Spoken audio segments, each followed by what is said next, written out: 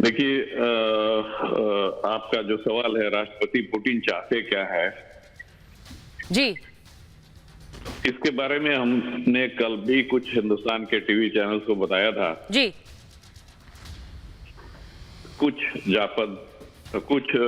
Waste के जो country हैं, हाँ वो यूक्रेन के थ्रू धीरे धीरे रशिया के बॉर्डर तक पहुंचने की कोशिश कर रहे हैं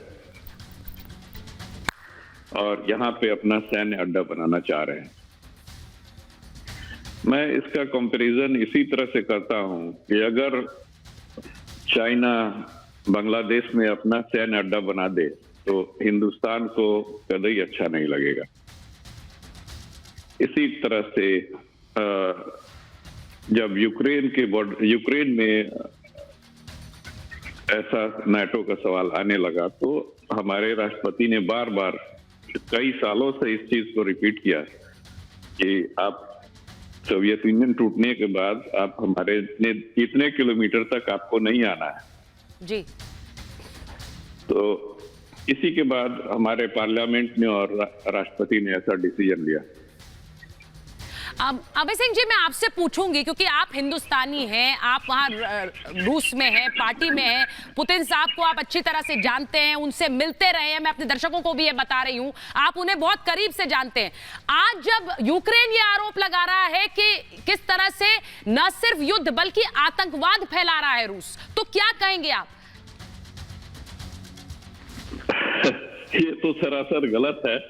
देखिए, रशिया तो युद्ध भी नहीं कर रहा है, ये हमारे देश की तरफ से एक सर्जिकल स्ट्राइक की तरह है और एक ऑपरेशन किया जा रहा है जिसमें कब्जा की हुई यूक्रेन के कुछ लोग जो सरकार पे कब्जा करके बैठे हुए हैं उनसे उनकी जनता को छुड़ाया जा रहा है। ये जो सरकार थी ये जनता की सरकार नहीं थी और जनता के डिसीजन में कभी इन लोगों ने डिसीजन नहीं लिया। मैं आपसे अभय जी ये जरूर पूछूंगी कि अभी ये सवाल ये पूछा जा रहा है कि रशिया इतनी बड़ी शक्ति है, इतनी बड़ी ताकत है, लेकिन 6 दिन तक हम ये खबर सुन रहे हैं कि अभी वो कब्जा करना चाह रही है, अभी आगे बढ़ रहे हैं। आखिर क्या रशिया अपनी पूरी क्षमता के साथ हमला नहीं कर रही है या फिर रशिया में राष्ट्रपति पुतिन किसी और योजना के तहत इस जंग को आगे बढ़ा रहे हैं, वो एक संदेश देना चाह रहे हैं? देखिए, ये तो जंग है ही नहीं। अभी मैं दोबारा इस चीज को बोल रहा हूँ, ये एक ऑपरेशन है और ये ऑपरेशन वहां की आम जनता की सुरक्षा को मद्देनजर रखते हुए किया जा रहा है। अगर आम जनता को के ऊपर ध्यान नहीं दिया जाता तो ये तो ऑपरेशन एक दिन का, अगर युद्ध होता तो एक दिन का युद्ध था। और अभी आपने कहा कि जैसे कैसेट बम युद्ध हो रहे हैं, ये सब सरासर गलत इल्जाम है रशिया के ऊपर। ये जंग नहीं है। और अभय जी, मैं एक बार फिर अपने दर्शकों को बता दूं कि राष्ट्रपति पुतिन रूस के राष्ट्रपति पुतिन की पार्टी के सदस्य हैं, राष्ट्रपति पुतिन को अच्छी तरह से जानते हैं, उनका वर्किंग स्टाइल समझते हैं। यहां पर इस वक्त जब पूरी दुनिया में, आज मैं आपसे एक बार फिर बोलूंगी अभय जी, यूक्रेन के राष्ट्रपति ईयू को संबोधित कर रहे थे और आज उन्होंने पहले ही याचिका साइन कर दी है कि यूरोपियन यूनियन में मुझे सदस्य बनाइए, मेरे देश को सदस्य बनाइए। वहां से कहा गया हम जल्दी से इस पर काम कर रहे हैं। अब अगर ईयू का सदस्य बन गया यूक्रेन, तो फिर रूस की प्रतिक्रिया क्या हो सकती है सर?